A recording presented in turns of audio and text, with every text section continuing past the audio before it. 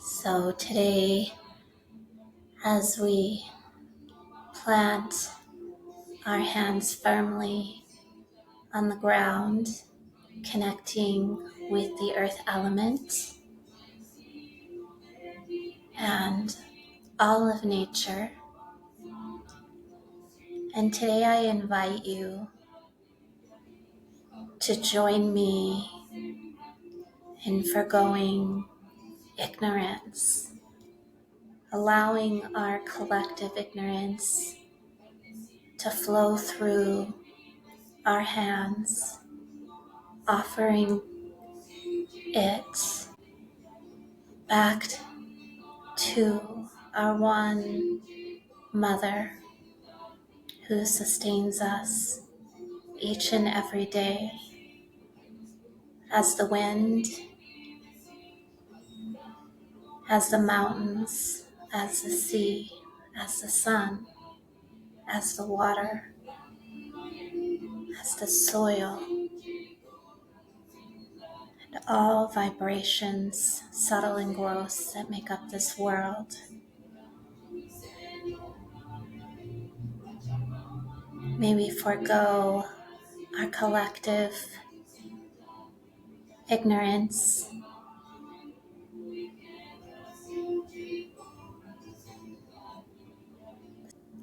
so that it can be transmuted into love.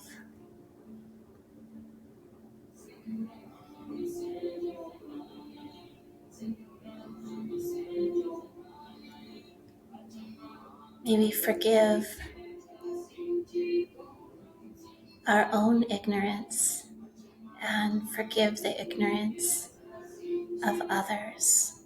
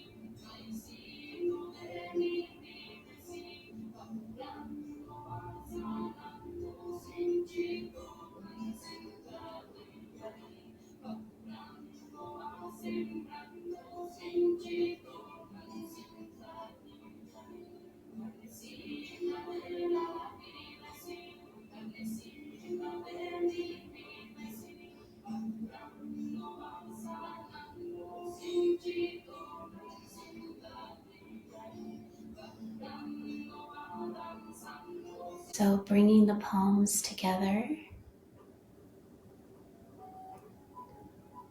allowing our solar and lunar energies to integrate, harmonize, synchronize,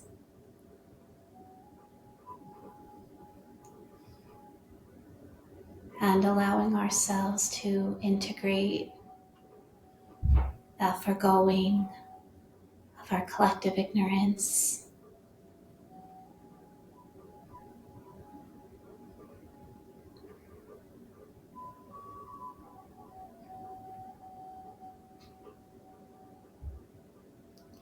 Still feeling the connection to the earth element through the sit bones, or in whatever way resonates with you in this moment.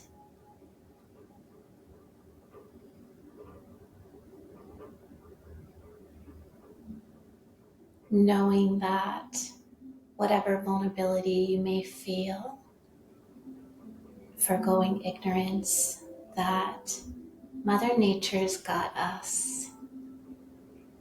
She provides a cushion for us as we transform ourselves at the cellular level.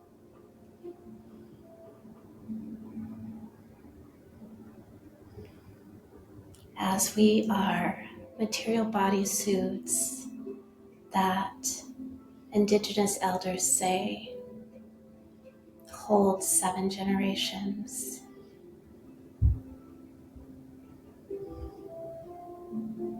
Of our ancestral vibrations,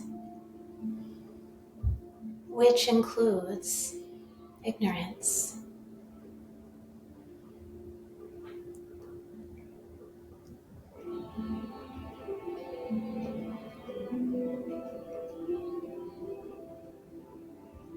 And lifting your arms up, saluting the Supreme Reality, the Divine Mystery, calling it by whatever name resonates most deeply with you. For me, it's Ma, the sound that comes from the lips of babes.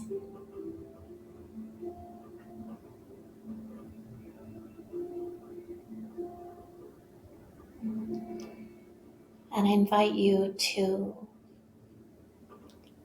join me in making an intention relating to forgoing collective ignorance and opening our portals to our unique soul, the Supreme Reality we are never away from, and may that divine wisdom shine in our hearts.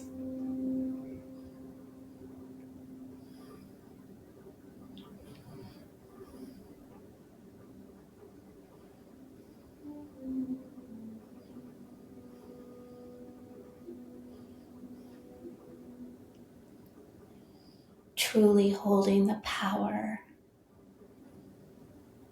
to destroy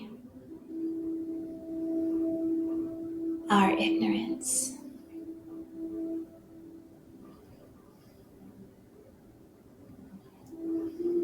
And as we destroy our own ignorance, our vibrations begin to shatter the ignorance of others that we encounter.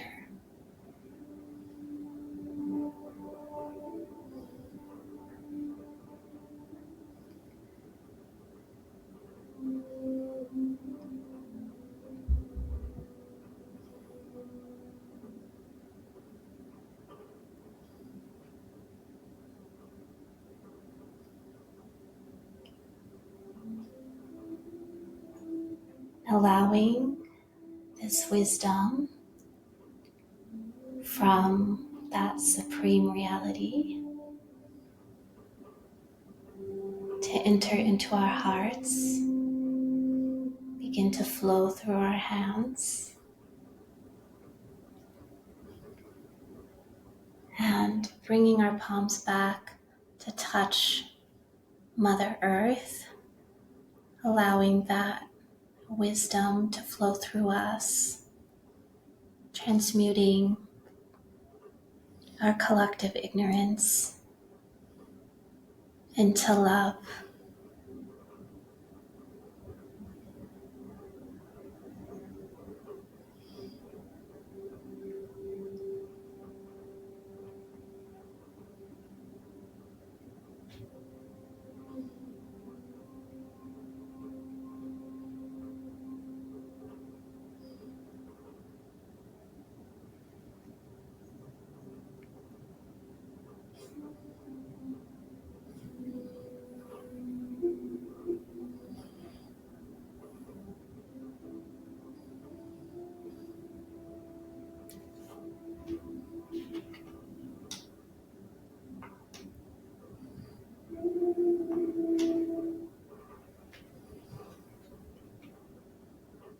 And now I'd like to chant the Asatoma, chant in Sanskrit that expresses the vision of going from ignorance to knowledge, from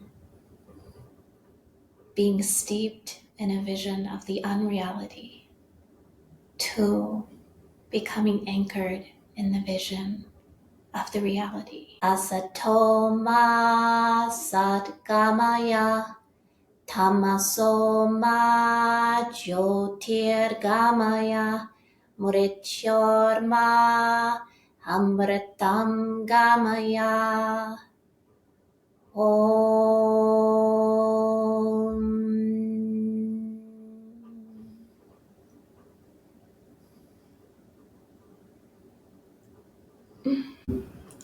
Hello everyone, welcome to day 79. So I want to ask you, have any of you ever struggled to forgive someone in your lifetime? I think this is something all of us have come against at one point or another. And I want to share another niyama and the power that it has in the process of forgiveness. So the niyamas again are the second limb of Ashtanga Yoga as presented in the Yoga Sutras of Patanjali. And niyama means self-care practice or self-care routine. And the niyama I want to share with you today is Swadhyaya. And that translates as self-study. And the classical intent is to study scriptures to connect us with divinity. But as we have so many robust philosophical wisdom traditions, I want to say that we don't have to use a term from religion or even creator to refer to the mystery or what is beyond what is known. And we can simply refer to it as that. And the value of self-study holds regardless. So how does self-study help us with the process of forgiveness? So when I was studying in India with Swami Dayananda, there were a lot of students there that were feeling a lot of angst in regards to wanting to forgive people from their past who had harmed them or even abused them. Oftentimes in the setting of a wise sage teacher and being in a beautiful environment, a lot of these hurts from the past would bubble up. And students would then feel this desire to want to forgive, but often feel conflicting emotions. And I remember in a lecture, Swami Dayananda saying, it's not about forgiveness, it's about understanding. Understanding the background of why people behave the way they do, and even why we behave the way that we do. And this really stuck with me as I realized that as I've continued down my path, when I've been stuck and I felt harmed by someone, hurt by someone, wronged by someone, and I wasn't immediately aligned with the vibration of forgiveness, that I could redirect my mind to thinking about the background that could have led up to how this person behaved or how this group behaves or whatever it may be. And I found this surprisingly powerful. And ironically enough, often this cognitive exercise led me to a place where forgiveness seemed much more easy. And I think this is the power of self-study of the wisdom traditions such as Vedanta and Buddhism and other traditions of this globe. When we really begin to anchor ourselves in the vision of the mystics, of oneness, of interdependence, of non-separateness, that we create space within ourselves to be able to look into the background of a situation, really contemplate where other people may have been coming from, even if they were playing a bad character in our life. And through that process, we're much more able then to forgive energetically, which really is to forego that incident, forego what has happened, give it back to the ethers where it can be transmuted into love. And that was really what I wanted to bring forward in the meditation that is part of the extended version for today. That is also what is expressed by the Asato chant that I also shared with you in the extended version. And I'm going to chant it again here. Asato ma satgamaya, tamaso ma jyotirgamaya, mrichorma amritam gamaya. Om. And what's beautiful about this chant is that it's not referring to any deity. It's simply expressing in Sanskrit a potent vibrational language that we continue on our journey from the unreal to the real. Om, peace.